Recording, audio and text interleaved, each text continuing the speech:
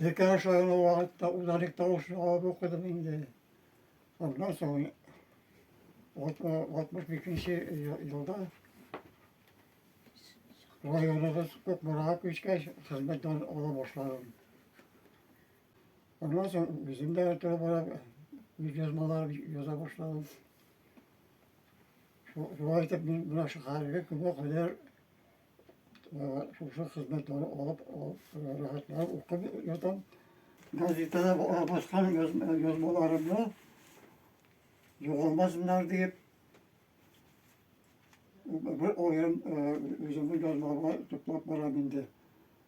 Bağırsa bugünkü günde 281 yazma basılı çıktı bugünkü günde. Nasıllar benim 12 defterimde toplandı. Bu defter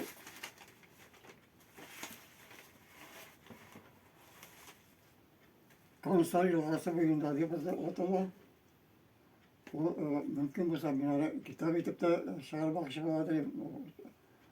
Eğer de yok olmasınlar deyip şunu için bir toplattılar bu yazmalarını.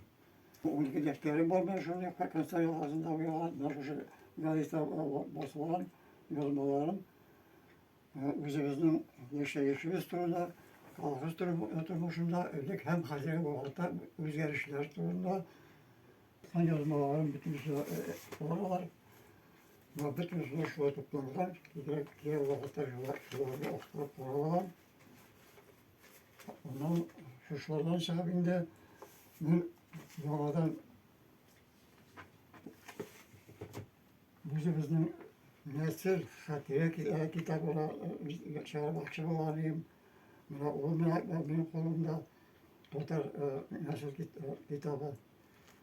Bizim hem de kışının hem de yurtun neydi gayret bulgarı bütüsü yolu şu nesil kitabı, hatır kitabına.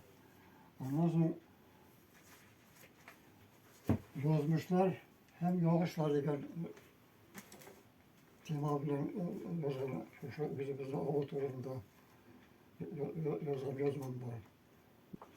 Şu yazmalarını bizim Arxivimdə Arxivimdə başında bizdik. 2013 yılında Yaşar Ümit Rüya kitabını bastırıp çağırdım. Bunda indi üzerine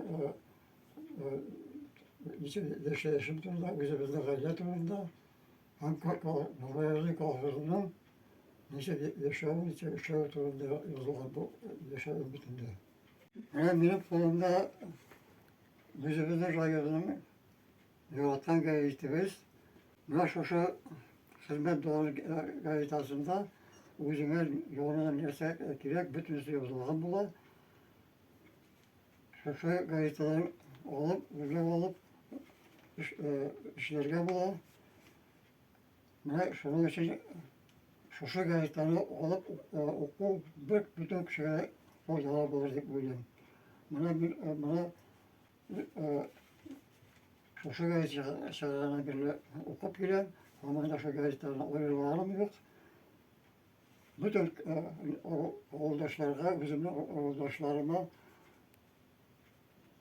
yazılar verdim bile şu gazetelerine. Ve çok kişi hazır şimdi gazete okup gelen kişiler de gazete olmuyor şunun için. Ben postadan sonra bu vakti Oksa'da posta şehir üretmek bana Allah'a şükür ben şu gazeteden oyarlara toplanıp kişi